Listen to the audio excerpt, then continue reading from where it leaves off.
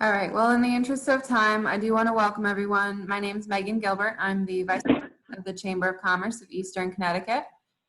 We are really pleased to have Sussman Shapiro and Chelsea Groton Bank supporting this webinar today. As I've been prefacing all of our webinars, please bear with us as we bear with the state and federal government who are sending as much information as they can as quickly as they can, some of which conflicts, some of it which is supportive. So we'll do our best to get as much information that is accurate right now to you as our attendees and our members. For those who don't know, the Chamber has a very robust COVID-19 resource center. I apologize if you can hear the rain on my skylight. It's loud here. I hope it's not too loud for you. But we do have a very robust website for the COVID-19 business resources, and it's chamberect.com. And click the big red banner at the top or the red button in the middle of the page and it will take you there. It's chamberect.com. Feel free to reach out to our staff. We are working remotely as soon as we can. To give you a little bit of a flight plan today, we're going to start with Christy Kelly, who's going to discuss general stuff about the CARES Act and the Family First Coronavirus Response Act. Ted Kaiser will be doing some slides about individual relief and things that may have to do with the Department of Labor, that kind of situation. And Barry Ball will do the business relief and the introduction to the Paycheck Protection Program. And Tony Joyce from Chelsea Groton Bank will join us at that point to go over that. So that's sort of what to expect. Can I just ask if there's any press on the line? Can you just identify yourself in the chat or raise your hand, depending what format you're using, just so we know who's here listening and covering. I would appreciate that. At any point to ask questions during the program, you can use the Q&A feature and everybody will be able to see the questions that are being asked. You can upvote, you can comment, and we'll go from there. But with that, I will pass it to Christy Kelly from Sussman Shapiro to take it away. Christy. Thank you, Megan, and welcome. Today, we're going to discuss what we consider to be the top 5 things you should know about the Coronavirus Aid, Relief, and Economic Security Act, more commonly known as the CARES Act. Let me just make sure I can get my slides to work. Okay, just to start out, there are 3 legal practitioners on the line, and we want to make sure that we let you know that this is for general information purposes only, and if situations arise that you have specific questions related to certain situations within your business or related to you personally, we ask that you do not take this as any sort of legal representation or legal advice, and we ask that you contact us directly to talk about specific situations you might have. As Megan said, these are the speakers. We thought it would be helpful if you had a face to put with the name, and I'm Christy Kelly. I'm a labor and employment attorney with Sussman Shapiro. I've been practicing in this area for many years now, and we want to make sure that you know who's speaking. We have Ted Kaiser, who's also a labor and employment practitioner from my office, and Raymond Barabo, who is a business law, commercial law practitioner, very knowledgeable about all things business related, and of course Tony Joyce from Chelsea Groton. As Megan said, if you would click the Q&A button on your screen to submit questions, we are going to try to break with the general content around 12:45 to answer questions. I know that I have a little bit of leeway on time. I'm not sure if anybody else does, but if we are unable to answer your questions that you submit within the time allotted, we'll do our best to get answers and to get those posted or respond to you with those. So what is the CARES Act? The CARES Act is a federal law. It's not a state law. It's a federal law that was enacted on March 27th, 2020. And it is considered to be the third phase of federal relief that we're expecting in this COVID-19 pandemic. The second phase of that was the Families First Coronavirus Response Act, and that was enacted on March 18th But we've received 3 phases of federal relief, and the CARES Act was voluminous. The 5 key highlights that we think that you are likely interested in and should know about the CARES Act is it is an 880-page legislation, but it's more than just omnibus appropriations, meaning it's more than just appropriations of funds. There were actual substantive provisions in the law that affect the way business and individuals are going to operate going forward. So we wanted to provide some clarification of the FFCRA, which came out of the CARES Act. There was also a good portion of the CARES Act that addressed individual relief and economic stimulus for individuals, enhanced unemployment benefits, and of course the Payroll Protection Program, which is relief for small businesses. And those are the 5 highlights that we'd like to cover today. So most Americans know the CARES Act as being the economic stimulus law. If I know in common conversation, if I say, oh, well, that's the CARES Act, people don't necessarily understand what law I'm referring to. But if I say, oh, it's the economic stimulus law, people are well aware of that, because it is well known and was well publicized in the media as being an individual economic stimulus that's going to send checks to all Americans. But in reality, the CARES Act was a $2.2 trillion appropriations law that is important to individuals and businesses in Connecticut, as well as across the United States, because it actually allocates $454 billion in federal financial assistance that supports many of the members of the Chamber of Commerce, businesses, states, and municipalities. You may be wondering, though, well, what does this law really mean to me? And for individuals, that could mean that you will be receiving at some point a check, a federal funded check in the mail, free money to assist with the loss of income that you might be experiencing. It also means if you finding yourselves with reduced work or out of work, there are modified and enhanced unemployment compensation benefits, which Ted will talk about a little bit later. And there were some modifications to the amount of loans that individuals can take from their retirement plans. They're qualified plans that they have with their employers, which could help individuals financially if they need to access cash that they have stocked away in those plans.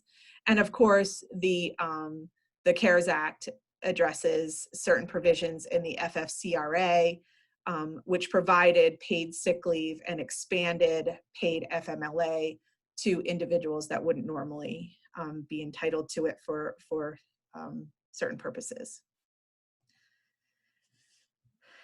It also means, for those of you who are interested and who have the small businesses, that the CARES Act expanded certain emergency economic injury disaster loans, IEDLs, and provided some enhanced provisions that you can access for those.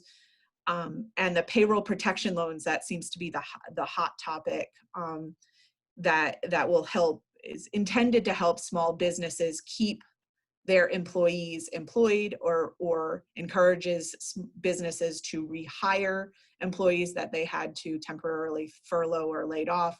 And of course, it provides for some payroll tax credits, which are intended to be instant financial relief. So what else does the CARES Act do? As I said, it clarifies the FFCRA, and for many people, the FFCRA is actually a topic that could be a subject of a webinar entirely on its own.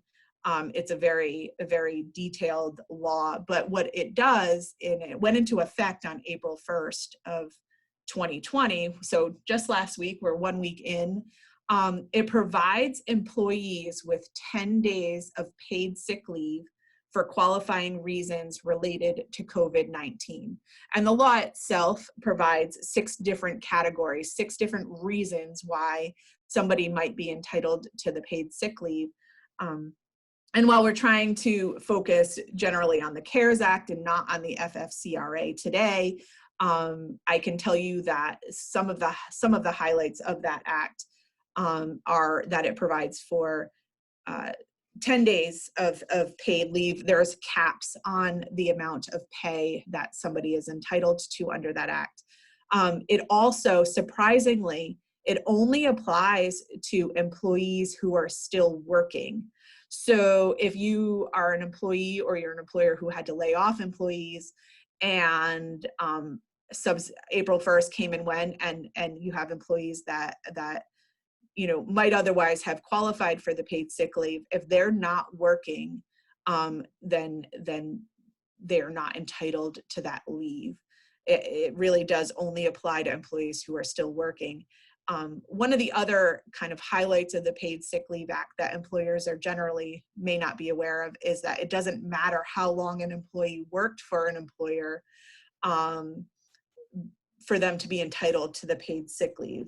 And it applies immediately to new hires. So if employers are hiring right now because they need the extra help for whatever reason at this point in time, those new employees are entitled to that paid sick leave should they fall into one of those categories for the leave. And the paid sick leave applies to all employers, public or private, who have at least one employee but fewer than 500 employees. And so this law really is aimed at small and mid-sized businesses. The FFCRA expands the federal FMLA to allow up to 12 weeks of FML for employees who cannot work due to the need to care for a child as a result of COVID-related school or daycare closures. And this is unique because the existing Family Medical Leave Act, while it allows for 12 weeks of FML, it only applies, at least prior to the FFCRA, to situations in which somebody has a serious medical condition or is required to care for somebody, a family member who has a serious medical condition. So this is a vast expansion for a limited amount of time, albeit, but it's a vast expansion of these protected leave rights that for a situation that does not necessarily involve anybody who is sick or has a medical condition. And the highlights of that law are that the first 2 weeks are unpaid. The first 2 of the 12 weeks are unpaid. However, note my little comment there, the PSL applies. During those first 2 weeks, there's also a provision in the Paid Sick Leave Act that entitles somebody to 2 weeks of paid sick leave. So for those first 2 weeks, if they qualify for the EFMLA, they're going to have a right to paid sick leave under the Paid Sick Leave Act for those 2 weeks. So there you go. Now those 2 weeks are automatically covered. Employees must be employed at least 30 days prior to the leave, and that's a vast expansion of the FMLA, and it only applies to this particular reason for FML. But that's a vast expansion given that normally they have to have worked 1,250 hours prior to being eligible for such leave. The employee must certify that no other suitable individual is available to care for the child. So if you're home, if the employee is home and the employee's spouse or adult child is also home, it may be difficult for the person to be able to certify that there simply is no other person available to care for that child.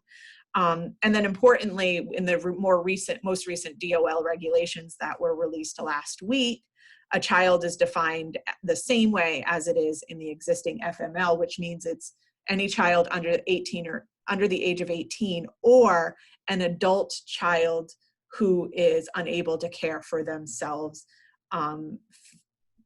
normally. And so the definition of child was expanded by the DOL regulations. Notably, employers get 100% reimbursement of costs that they expend for such leave, dollar for dollar. It's taken as an instant credit against payroll taxes, and the cost of leave includes wages. The cost of the leave that the employer can recoup is the cost of the wages and the employer's cost for health insurance. And what the CARES Act, how the CARES Act intersects with the FFCRA is that it clarifies that employers can choose, but they're not required to, but it sort of encourages employers to choose to exceed the set monetary caps for paid sick leave and paid FML. Notably, and I didn't mention this above, but that's the other part of the expanded FML that is unique in that it not only enables individuals to take up to 12 weeks of leave, it calls for 12 weeks of paid leave. And granted, it's at a reduced rate. It's of the normal pay that somebody would receive, but it is actually a paid leave. So that is a cost to employers that they wouldn't normally have to expend under a typical FML situation. For more information, because the information on the FFCRA is so vast, for more information, I've included Sussman Shapiro's link to our COVID-19 Information Center, which has summaries and FAQs specifically on the FFCRA. It's going to be updated. I can tell you on this very topic, it will be updated in the next couple of days because of the guidance that's been received by the Department of Labor. And so we will be updating that as we do with each topic that we post about. And that brings us to individual relief.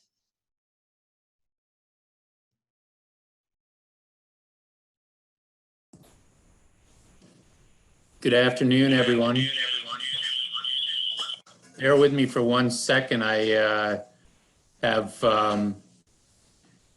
had some technical difficulties this morning that no one else has, so my apologies. My name's Ted Heiser. I am a director at Sussman Shapiro and primarily work in the employment litigation world.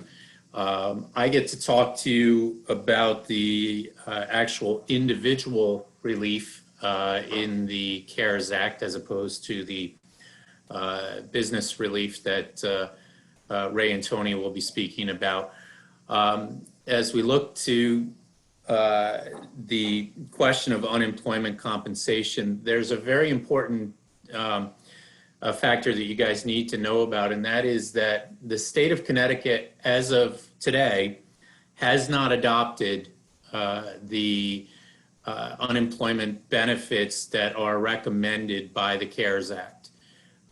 The state of Connecticut Department of Labor website indicates that they are presently waiting on additional guidance from the United States Department of Labor, and that it appears that they plan to adopt the CARES Act provisions with respect to unemployment compensation, but they have not done that as of yet. The other thing to keep in mind, is, at least in dealing with your own employees, is that the state of Connecticut Department of Labor has basically said to anyone inquiring, if you have a question about whether you qualify for unemployment at this time, and there are a lot of open questions, that those individuals should just apply, and that the situations are going to be dealt with on a case-by-case basis, whether that individual qualifies or doesn't qualify.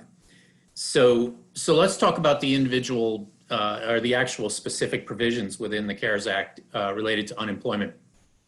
So the Act has expanded the normal realm of who's qualified for unemployment.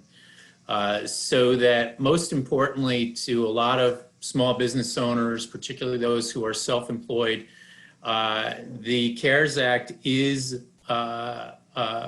does apply to self-employed individuals, independent workers, and gig workers.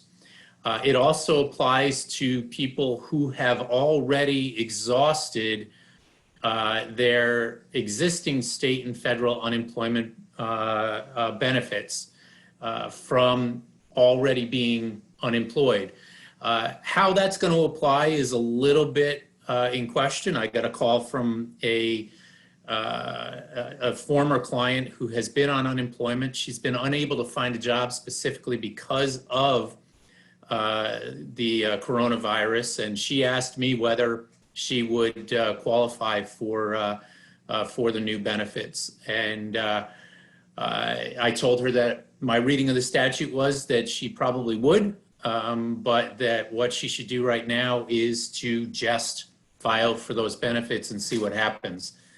The Connecticut Department of Labor has basically been giving the exact same advice. If you call and there's a question, they will tell you, file your claim, and we'll see what happens. One other thing to know about the benefits is that the Department of Labor is completely and totally overwhelmed at this point. As you all know, there have been millions of new unemployment applications or benefits applications across the country, and same holds true for Connecticut. The Department of Labor is running almost 3 weeks behind in processing those applications. As of yesterday, they were dealing with applications, I believe, from March 21st. So what's that, about 18 days ago. In terms of, and Christy, if you could just go to the next slide.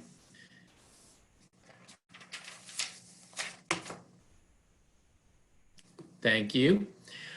So the actual provisions that the CARES Act are offering is an extension of unemployment benefits up to 39 weeks.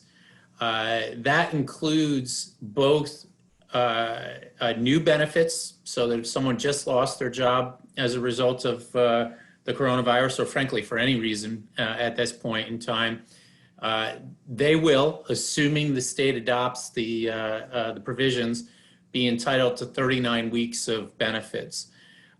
Normally, and that would also apply to those who were already receiving benefits or whose existing state or federal benefits had run out. They would get up to 39 weeks. In Connecticut, under normal circumstances, terminated employees are entitled to 26 weeks of unemployment compensation. This would obviously add an additional 13 weeks to that.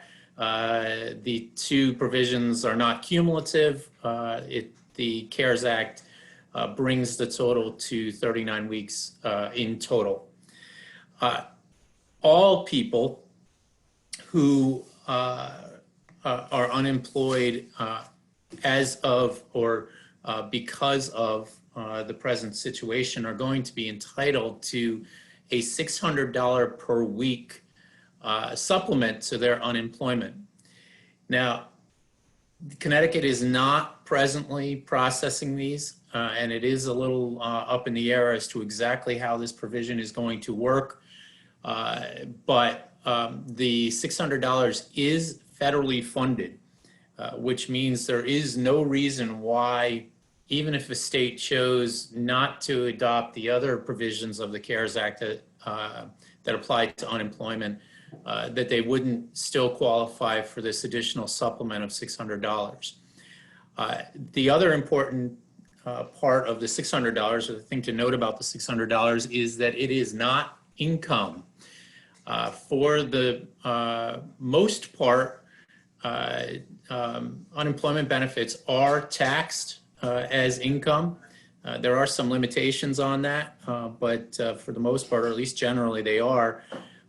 For purposes not only of taxation, but also for purposes of qualification for other state aid, such as Medicaid or the CHIP program.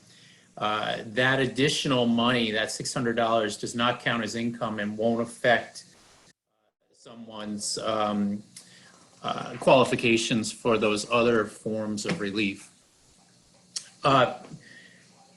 Christy, if you can go to the next slide, please. So slide 11 deals with the actual stimulus payments that are spoken about regularly in the media, and that have been probably the highlight of the individual relief. As many of you know, the CARES Act calls for $1,200 payments to all Americans making $75,000 or less, up to, or $150,000 in the case of people filing married joint returns, and $112,500 for the head of a household. Those figures are based on on adjusted gross income. So in looking at whether you qualify, you need to be certain that you're looking at your AGI, not at your total income. In addition, people will qualify for an additional payment of $500 for each child. Now, there's been a lot in the media about when these payments are going to be issued. The IRS officially is stating that they will start sending payments to most Americans in April. Some of the more recent media reports from both CNET.com and ABC News are indicating that the IRS is telling them that those payments are going to be made by mid-April, or at least start by mid-April. And actually, ABC News reported as early as, or as late as this morning, that they expect the first direct deposits to be made by early next week. Some important notes about it. Those who have filed tax returns for 2019, the amount of the stimulus check that you are going to receive will be based upon your 2019 adjusted gross income. If you have not filed a 2019 report, the figure will be based upon your 2018 adjusted gross income. It does not matter if your 2018 income ends up being more favorable to you than your 2019 income. The IRS will not be looking for paybacks of any kind if someone receives an overpayment based upon their 2019 earnings. Some other things to consider: retirees, those receiving Social Security, VA retirement benefits, disability benefits, railroad retirement benefits, they will still qualify and will receive direct deposit of their stimulus checks. Those who have not filed tax returns and have not provided direct deposit information to the IRS will be given an opportunity to provide that information. The IRS has not, as of this morning, promulgated that program. They are saying that that's going to be provided on their website. That has not happened as of yet. Anyone who is a claimed dependent for someone else cannot also get a stimulus check.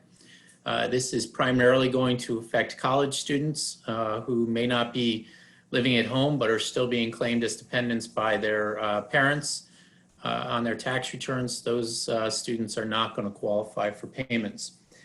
One other note on those who have not filed tax returns and have not provided information to the IRS, TurboTax has actually set up its own portal to do an auto sign-in and provide direct deposit information.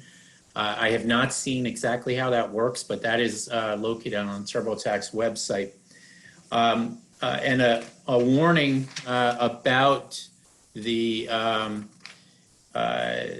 these payments. They are subject to significant scams. There are already a number of electronic scams out there, and what the advice that the IRS and others have given is to understand that the IRS will never contact you, and nor will the Treasury Department in general, by electronic mail, telephone, or through social media. So any contact you receive through those means is more likely than not a scam and should be ignored. Christy, if you can jump to the next slide, please.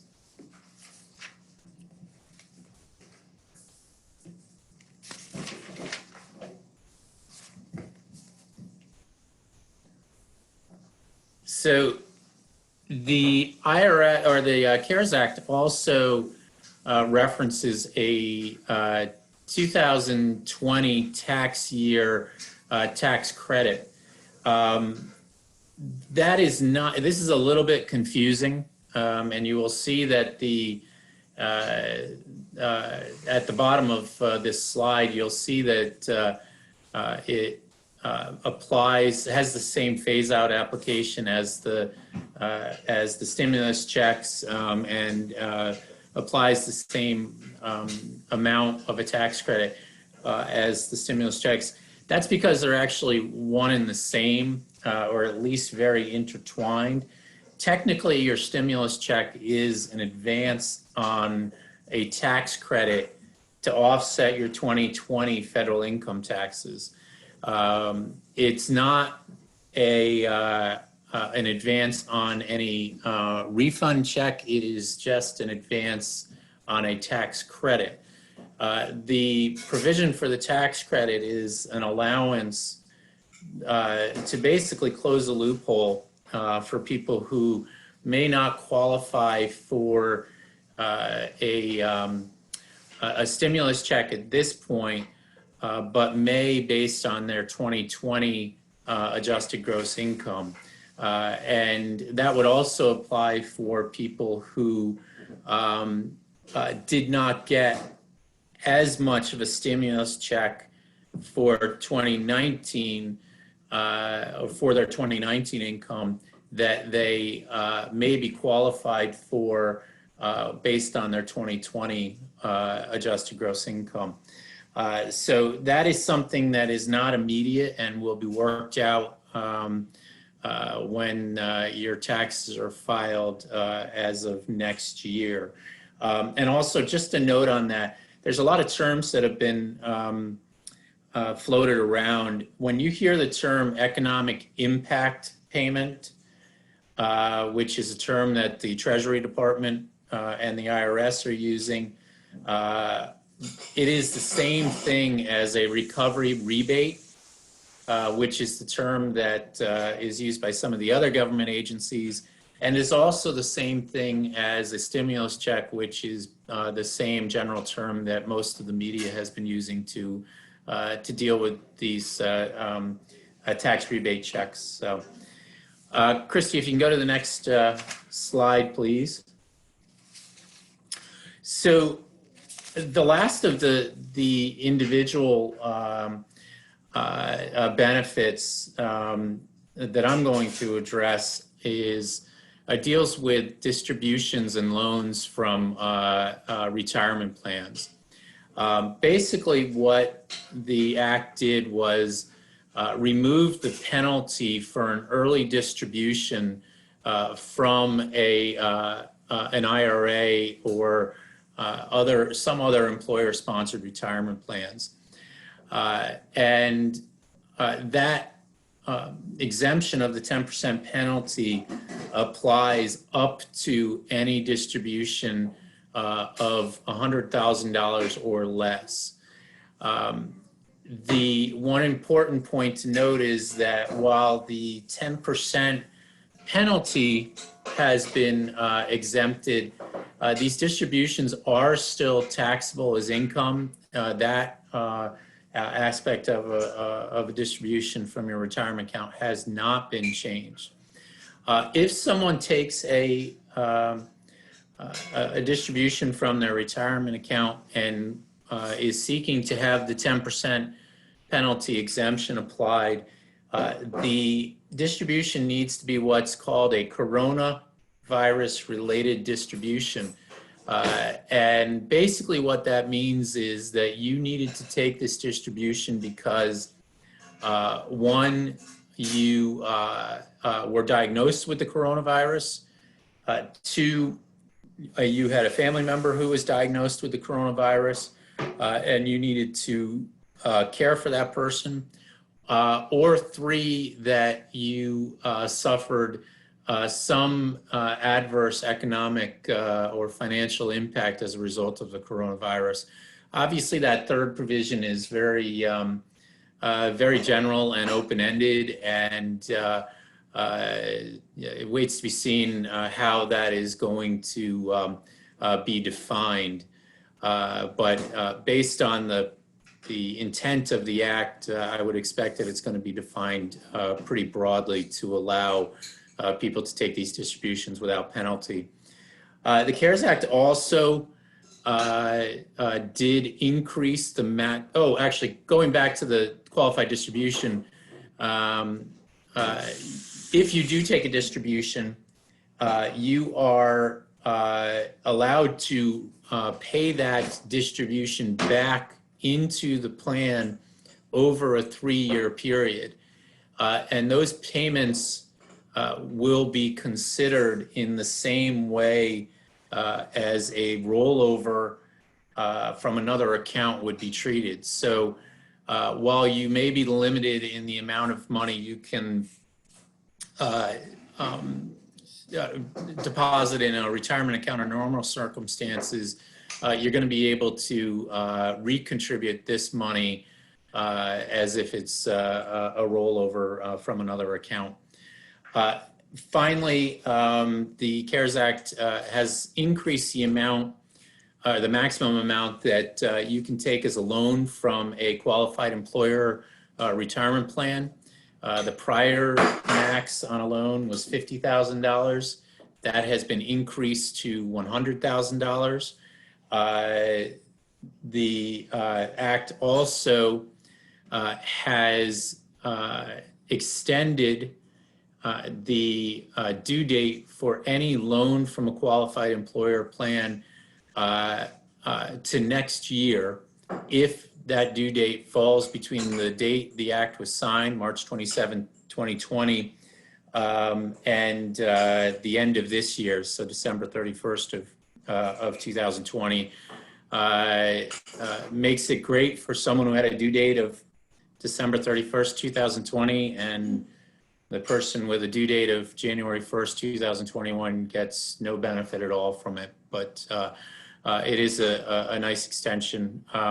And that loan provision applies only for a 180-day period beginning on the date that the Act was passed. So again, running 6 months from March 27, 2020 to what would be around September 27th of 2020. So that's it on the individual benefits, and I will turn it over to Ray Barabo. All right, good afternoon, everyone, and thank you for joining us on this rainy day. I'm going to talk briefly about some of the relief that's available to the Connecticut businesses. I want to save time for Tony Joyce to actually go through the application process for you. The The relief that we're going to talk about supplements or expands existing emergency relief. So even though there is the CARES Act program and the PPP in particular, there are other programs that are in existence, some of which have been augmented by the CARES Act. There is the Economic Injury Disaster Loan Program, which is an existing SBA loan program, which assists businesses, renters, and homeowners located in regions affected by declared disasters, of which one is the COVID-19, which now affects every state in the union. There is also the emergency $10,000 grant under the EIDL program. I'll touch upon that a little bit later on. There is also grants available to Connecticut manufacturers. Through April, preference is given to manufacturers of PPE, and the link is set forth in the slide. There's also, which was announced yesterday, the HEDCO DECD CMBI COVID-19 response program, which is a $20,000 line of credit, which is available for small businesses. The business is required to be minority-owned and or women-owned small business. Minimum 51% of minority women ownership is required. The line of credit is for up to $20,000, a 0% interest rate, 1 year payable in full, 12 months from the date of the closing, and it is to be used for working capital. And there's no application fee, and the closing fee of $250 can be included in your cash flow projections. The debt, like the PPP, is eligible to be given if the company can demonstrate that the funds were used to cover the first 3 months of expenditures due to COVID-19. In order to receive the forgiveness, the business must show documentation of expenditures in accordance with your cash flow projections. You might have also heard of the Connecticut DECD bridge loans. We are not showing that on this slide at the moment because the DECD is not currently accepting applications. It was basically exhausted and overwhelmed as of March 27th.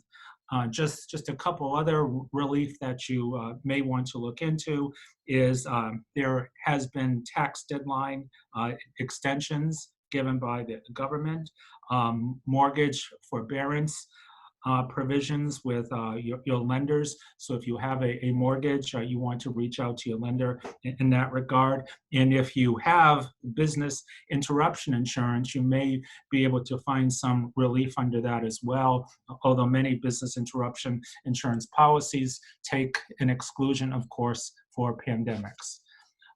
Next slide, Christy. The credits, there is an employee retention tax credit for employers, which is a little convoluted. It took me a few minutes to figure out what this was doing. However, it applies to closed or partially closed businesses which are experiencing significant revenue loss as a result of COVID-19. It does not apply to state and federal governments or employers that accept small business loans. If you apply for the Paycheck Protection Program, you are not eligible for the employee retention tax credit. It also only applies to wages paid after March 12th, 2020 and before January 1st, 2021. The credits are capped at 50% of the qualified wages. And qualified wages includes the employer portion of healthcare benefits. It also applies to 501c3 charitable organizations. Next slide, Christy, please. The credit notably provides for instant relief to any business who is applying for this program, which obviously will help with cash flow. It allows most employers to defer their share of applicable employment taxes from March 27th through December 31st. You as the employer are still required to withhold the payroll taxes from your employees' paychecks. However, half of the deferred amount will be due on December 31 of next year, and the other half will be due by December 31, 2022. IRS guidance will be forthcoming. The credit is applied against the employer portion of payroll taxes, and the Treasury Department is working to develop a process to receive an advance payment of the tax credit. The credit, the wages that are taken into account are not limited to cash payments, as I said earlier. If you as the employer had 100 or fewer employees on the average in 2019, the credit will be based on wages paid to all employees, regardless if they worked or not. If the employees worked full-time and were paid full-time, you still receive the credit as the employer. If you had more than 100 employees on the average in 2019, the credit is allowed only for wages paid to employees who did not work during the calendar quarter. You as the employer can seek immediate reimbursement by reducing your required deposits of payroll taxes withheld from employee wages by the amount of the credit. You as the eligible employer will report your total qualified wages and the related health insurance costs for each quarter on your quarterly employment tax return or 941, beginning with the second quarter. And lastly, if your employment tax deposits are not sufficient to cover the credit, you may apply to receive an advance payment from the IRS, and the IRS has a form 7200, that's 7200, which is the advance payment of employer credits due to COVID-19. Next slide, Christy, please. The economic injury disaster loans, as you can see, is for the period January 31, 2020 through December 31, 2020. One thing I want to note, there is available an immediate grant, if you will, of $10,000, which the SBA claims will be issued within 3 days of receipt of the application, subject to verification that you are eligible under the program. So even if it is ultimately determined that you are not eligible for the program, you still get to keep that $10,000 grant. I want to note, I tried to use the application, which is online, yesterday, and there is something that you have to be aware of. There is a checkbox that you must check in order to get the $10,000 immediate grant. So if you're going to apply online or even in paper, make sure that you check the box. The advance may be used for any allowable purposes under the 7B2 section of the Small Business Act and is not subject to repayment even if your loan request is ultimately denied. What are those allowable purposes? Generally, working capital is allowable.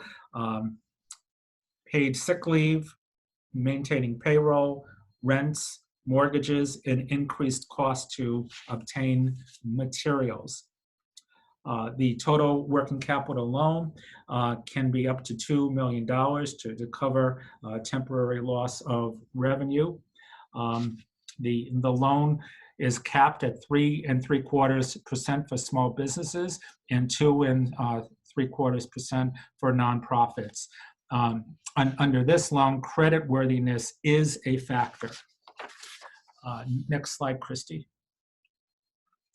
The CARES Act waives the requirement of personal guarantees for loans up to $200,000. And it also waives the requirement that you must be in business for a year. However, you must have been in operation on January 31, 2020. And it's also waiving the credit elsewhere test. That is the requirement that this would be a lender of last resort. You don't have to show that you could not have received a loan elsewhere. The repayment starts after the monthly deferment, which can be up to 4 months, and the deadline to apply for this loan is December 16th, 2020. Next slide, Christy.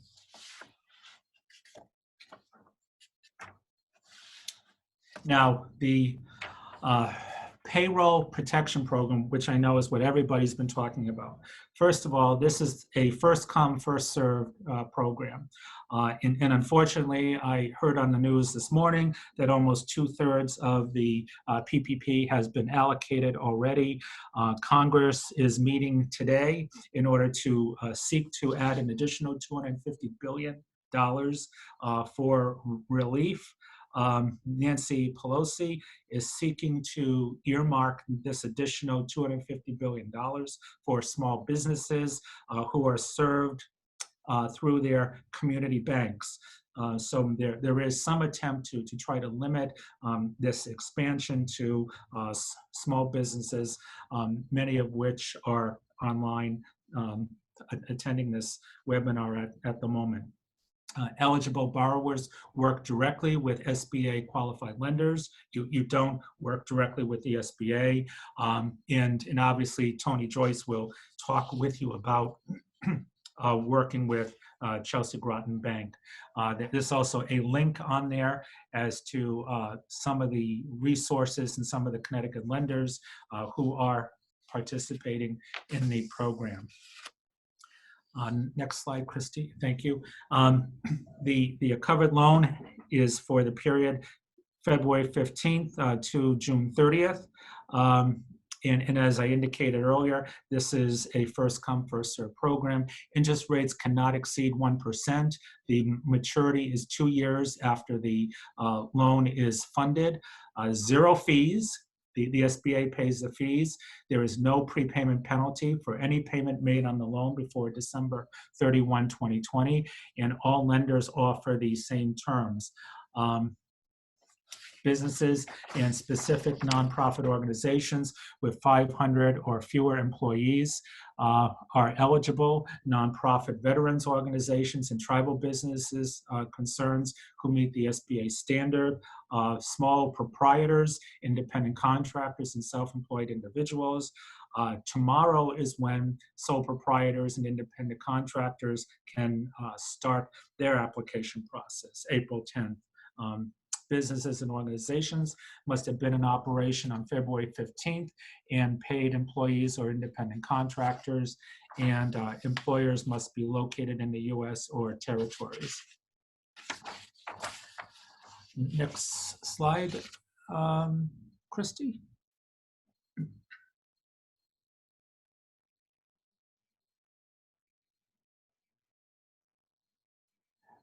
All right.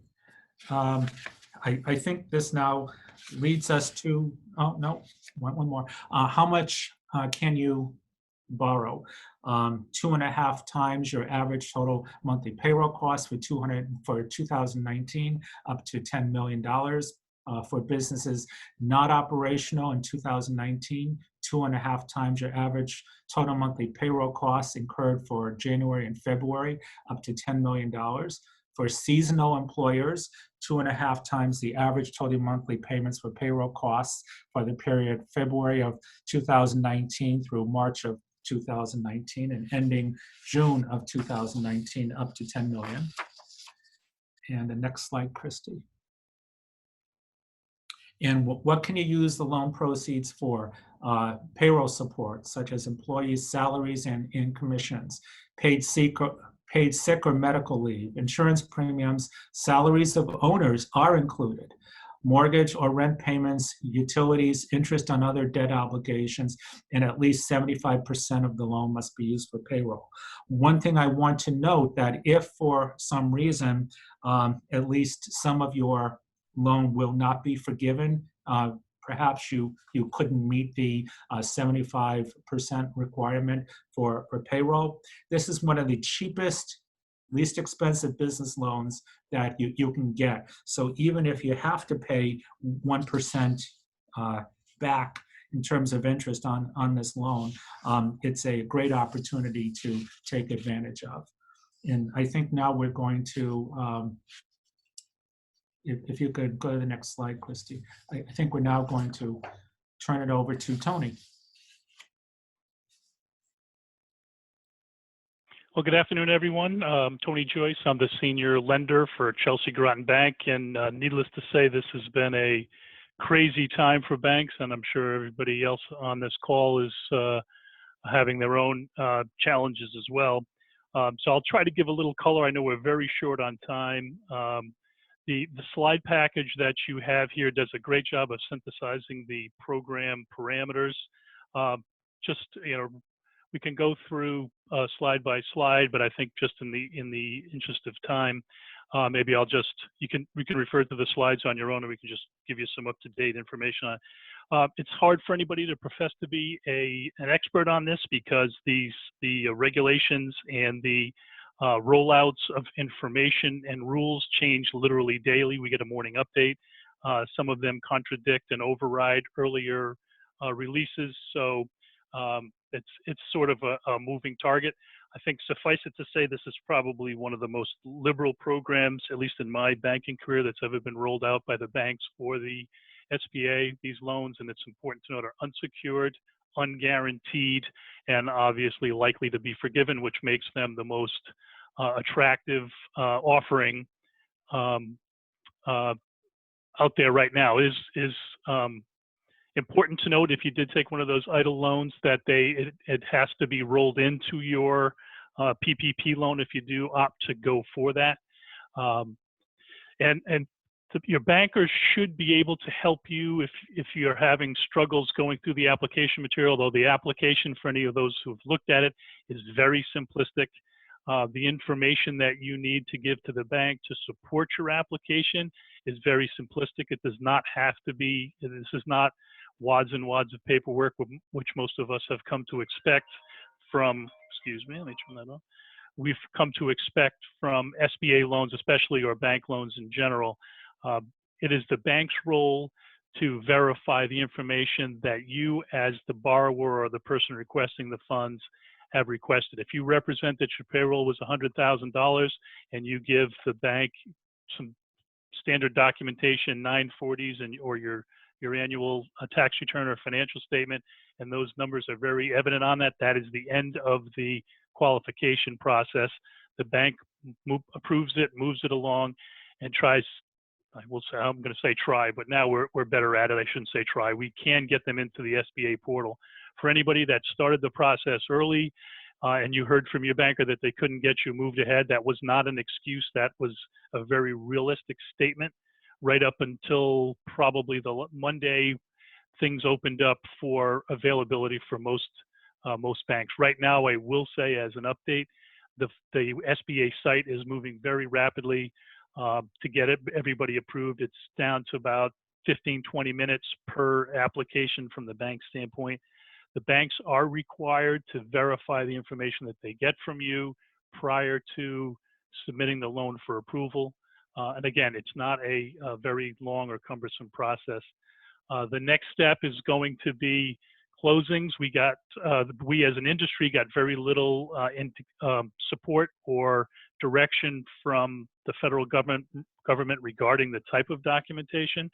So each of us has sort of been left to our own devices. We are just in the last 2 days getting the first round of guidance as to what the documents should look like or could look like. And the Connecticut Bankers Association, who is the industry association for most community banks anyway, is actually formulating a draft note that can be used. So try to be patient. It's not because people are trying to be avoiding of direct answers.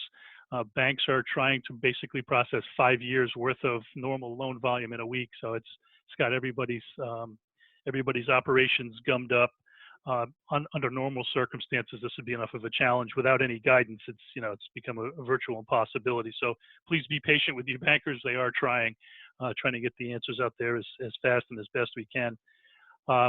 One of the provisions is the money has to be dispersed within 10 days of the approval that the bank gets from the SBA. So for those of you that have gotten word from your bank that your SBA approval is in hand, the money's not far into the future. So it should be the funding should start taking place in earnest from this point forward. And again, let's maybe we'll talk to the loan forgiveness a little bit. I think it's important for everybody to understand that this program, as the name implies, is a payroll protection program. It's not meant to be a working capital loan.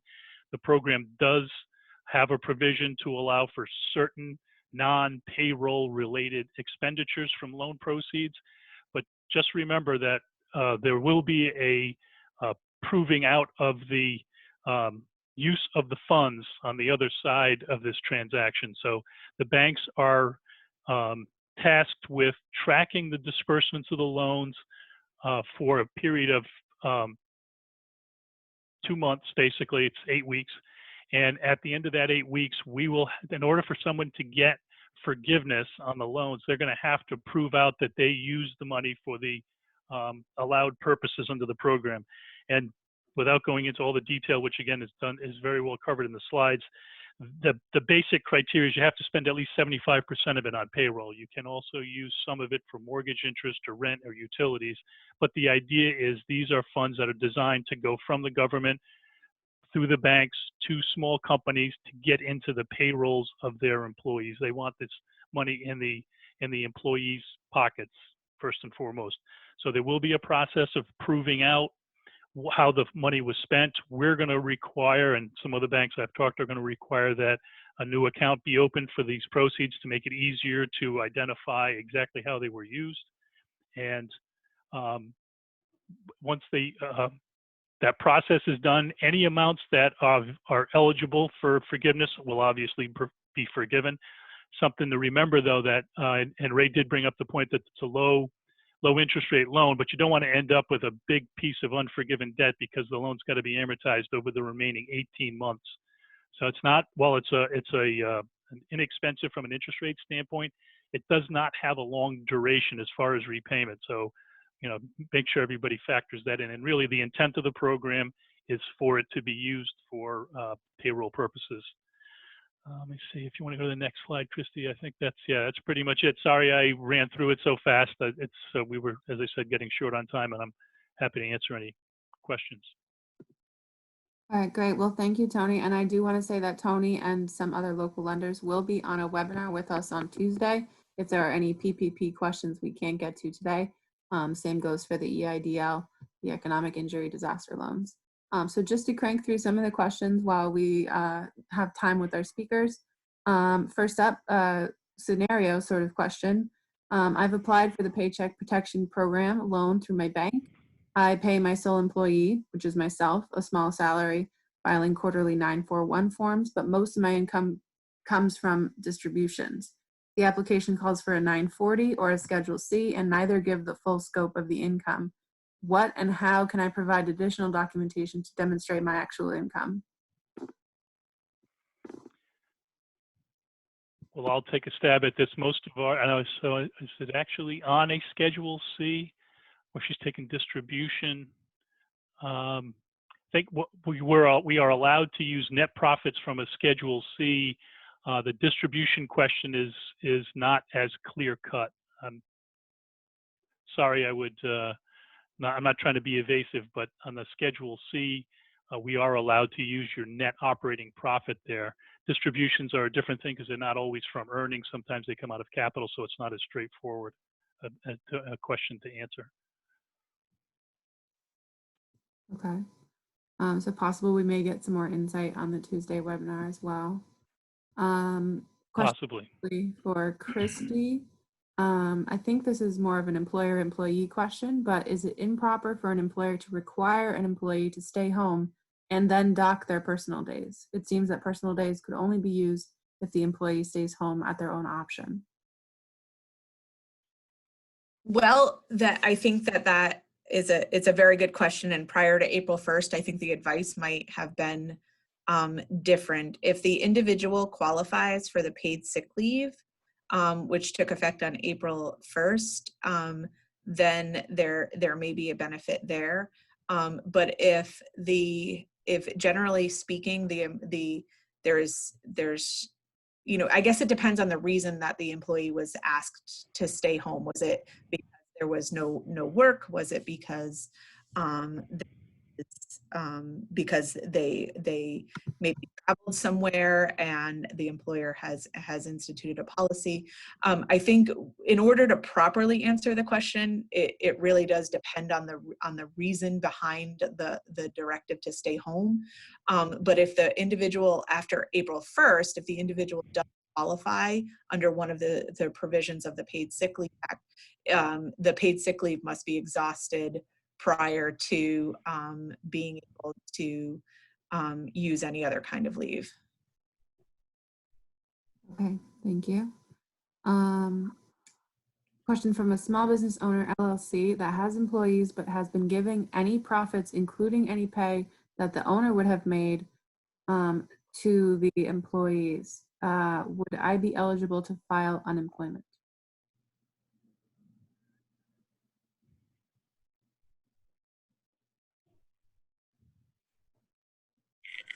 This is Ted. It's an interesting question. I would certainly suggest that you file for the unemployment and let them make a case-by-case assessment on it.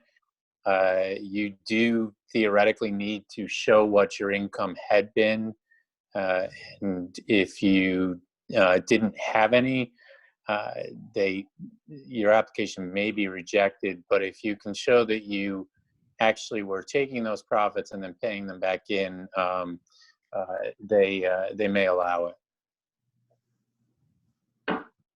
It's a tough question. Yeah, a lot of tough questions. We appreciate the insight you can give. You did mention that the state can choose to adopt the unemployment aspects of the CARE Act.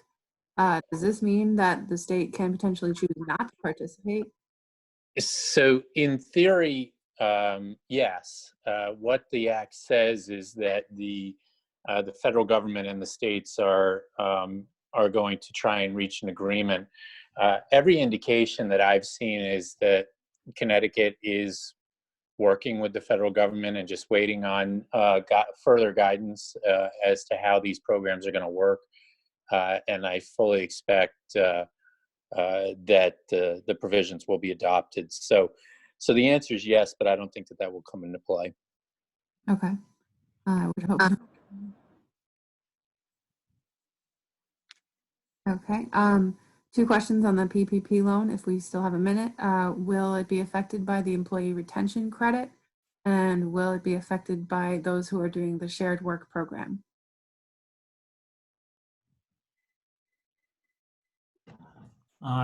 This is Ray Barabo. I believe that on one of the slides that Tony had, I think that there was a reference to the credit, in that you cannot use the credit as well as the PPP loan for the same wages, if I'm not mistaken, Tony. Well, yeah, again, there's 2 different phases or slices. The first thing in the underwriting is the establishment of the size of the loan. So that's where you go. It's based on 2.5 times what you've actually paid. So if you've paid the wages, and if that's a historical look back, and then your forgiveness is based on what you pay going forward. So if you've taken that credit, you wouldn't have actually paid that out of your, or if you're going to use that credit, yeah, you can't get it from both places. Okay. Knowing that the state of Connecticut has not adopted yet the $600 unemployment benefit, but assuming they do, is it applicable to employees who were laid off prior to the passage of the CARES Act? And do you know if someone on reduced hours for that stimulus part will be prorated, or does it have to do with full unemployment? So both of those questions are not explicitly answered by the CARES Act. My reading of it is that the $600 will go to anyone who qualifies for unemployment under the act. So if you are getting extended benefits, for someone who was already on unemployment. I do have, my reading of it is that they can expect to get the $600. I saw that question about the part-time, and I tried to do a little bit of research while we were sitting here online. There really just isn't an answer to that yet, and frankly, I expect that yes, there will be that $600 to everyone who qualifies. But I bet that's going to be part of the discussions with the state, that perhaps some of those are going to be prorated to some extent. But that's an open question that we don't know the answer to yet. Okay. It is 1:15, so I just want to be respectful of our panelists' time. I know we're a little bit over. I really do appreciate the time that you've been taking. And to our attendees, who a few are still on the line. So thank you guys for spending the time. The recorded webinar and the PowerPoint will be sent to everyone who registered. A lot of the questions are answered there. I know we did have to breeze through some of them, but just in the interest of time, I know there's also a governor's doing a web call right now. So if those of you who have to duck off, we understand. But I want to thank Christy and Ray and Ted and Tony for participating today. This was very helpful. And those of you who didn't have questions that you could get into the chat, if you don't have them answered, please feel free to pass them on to me. You'll have my email when you get the confirmation of the recording, and get them to the right person. Some of them are questions for the DOL that just can't be answered yet. But we are doing our best to disseminate the information as fast as we can. So thank you all. And if there's anything you want to say in closing, please go ahead. This is Ray Barabo. I just want to thank everyone for attending today's webinar, and stay safe. And thank you from Christy Kelly. I do want to note that if, like I said, Sussman Shapiro's link to our COVID Resource Center is provided in the slide, and we are, a lot of the questions that were asked, we're all waiting for more guidance. Our Resource Center, just like I'm sure the chambers, will continue to update and provide summaries, and we encourage you to check our website and contact us if you have any questions. And this is Tony Joyce again. Oh, go ahead. No, go ahead, Tony. I was just going to thank both the Chamber and Sussman Shapiro for having me, and just give a couple resources to anybody that's still out there if they're trying to keep abreast of changes. You can go to sba.gov. Does a fairly good job of keeping up with the changes in the parameters of the program, and home.treasury.gov has a daily update, daily release as well of FAQs, and they've been very helpful, I know, to our borrowers and to us as bankers as well. And this is Ted Heiser. Thank you to all of you who participated, and to the Chamber. Just to follow up on Tony's point about some of these FAQs that are out there.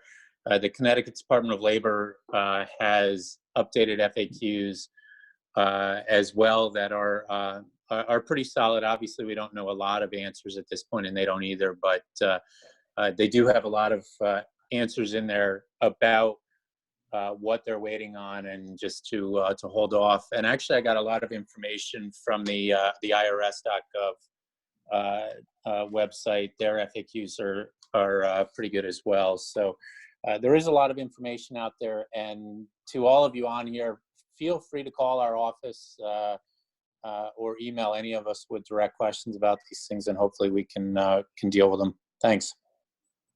Thank you, everyone. Stay safe. Have a great day. Thank you. Thank you. Thanks.